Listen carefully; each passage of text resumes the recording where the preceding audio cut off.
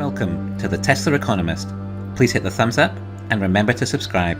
You can follow me on Twitter and talk to me on Patreon. Elon announced that Tesla will be making a dedicated Robotaxi, and no, it's not going to be the $25,000 compact. After a lot of thought and consideration, I think I've come to a fairly good idea of what this vehicle will be. I think the narrative or inferred impression was that Robotaxis would come to the US first. The reason being that FSD works best in the US as there is the most data there and the most Teslas there, thus making it an obvious place to start. However, it would appear that it's not that difficult to extend it to Canada either, as FSD beta is rolling out there. Elon even talked about it in Europe as well, but the issue being that there are different road rules and signs in each country in Europe, and of course the French too, who thought that they should go around a roundabout anti-clockwise. Oh, and all their headlights are yellow. My point is that the fact that Elon is mentioning FSD beta for Europe already means that perhaps FSD is reasonably easy to duplicate to other nations with different driving rules, extending my initial theory on robotaxis being for the US market in that it might not be necessary. Okay, in that case, that might mean that the dedicated robotaxi may be for other markets. In fact, because there are so many Teslas already in the US, then wouldn't it make sense to stick to the original plan? No one seemed to have any issues with that. Tesla owners can add their Teslas into the Robotaxi fleet and take some income from managing their vehicle. This model seems still just as valid today. Therefore, the US will have an enormous pool of available Robotaxis from owners, and given that the vast majority of taxi passengers will be single passenger, then a Model Y is more than enough of a vehicle for a taxi. But we still have this 2-ton vehicle driving around something less than a 20th of its weight. Although it has now potentially replaced 5 ICE cars, it's still a lot of machine to move just one person from A to B. As incredible as Tesla products are, Tesla is not consumer orientated. Right now, or in the near future at least,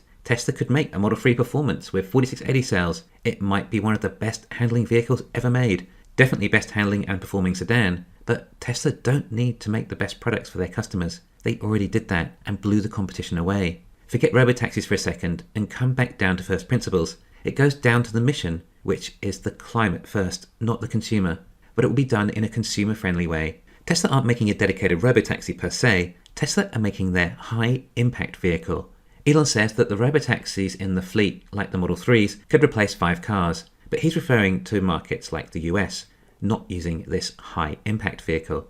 Tesla's dedicated robotaxi is going to be a vehicle that will be designed to have the most impact on climate change, and people will use these vehicles because Tesla have done such an outstanding job at getting the running costs of the vehicles so incredibly low.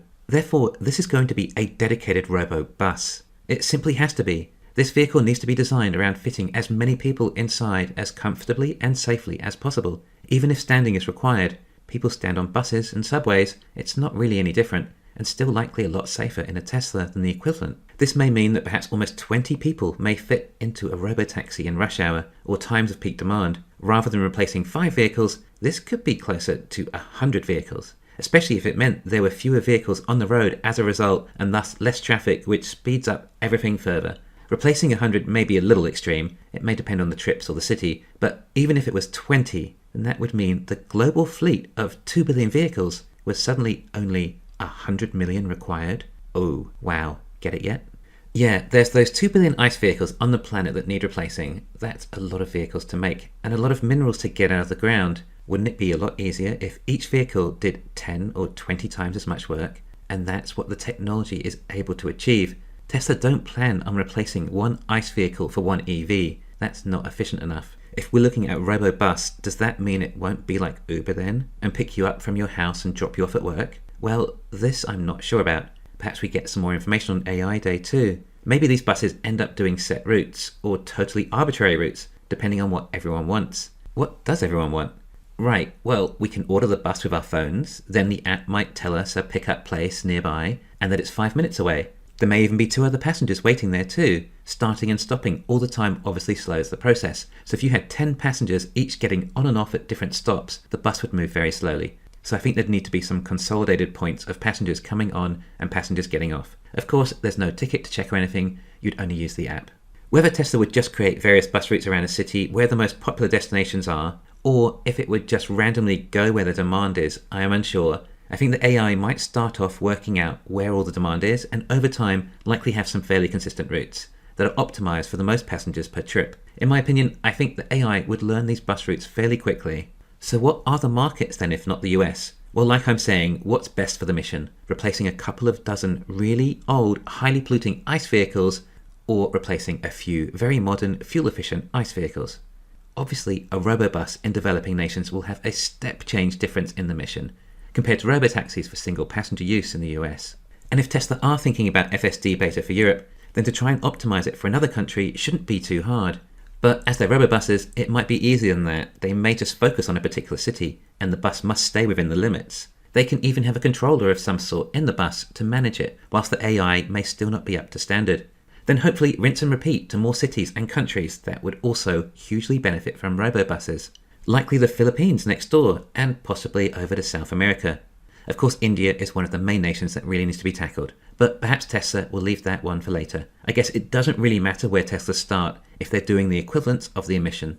But wait, I'm a shareholder actually. I would rather we did what was best for the stock price, not for the mission. I invested in a company, not a charity. Well, you invested in a philanthropic company, which is so clever it became a profitable charity. So rather than 10 cents on the dollar going to the intended cause, it's more like $10 on the dollar.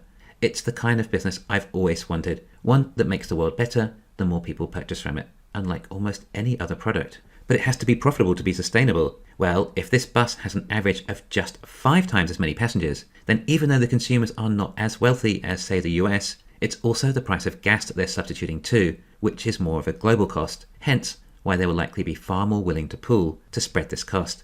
Therefore, this should be more profitable than single-use robotaxis, but we'll run some numbers later to work out exactly what we're onto here. And look, maybe there is a possibility that the dedicated robotaxi bus will be for the US first and will actually serve as a robo minibus, and perhaps it is done in a way that even Americans will feel comfortable about pooling, and maybe it will come first in the US, and in the meantime the roads in Jakarta may need to be upgraded and some new laws enforced harder, or dedicated lanes sorted, or just whatever, until they're ready for robotaxis. And Tesla could be learning the road rules in the meantime with test vehicles, but I can't see a likely scenario starting in the US. Obviously, we should hope and expect the dedicated robotaxi to offer ample capacity to have the most effect on the mission, and this should now be expected. I'd be surprised if it isn't. We've even been shown designs of it in the past, so it's clearly something that Elon has considered. Perhaps this is even the van he was talking about too. Perhaps it can serve for passenger transport and another version for goods delivery. And I think that if this is a bus, it makes so much more sense it being utilised where it can best be served for the mission, and likely the profitability of the company. A compact robotaxi would be a massive project and in the long run make very little difference to the mission, especially when compared to a full robobus. I feel like I have a good sense of the direction of this company right now, and it feels like it's going to be bigger than we thought. Thanks for listening. Please hit the thumbs up and subscribe. You can follow me on Twitter and talk to me on Patreon.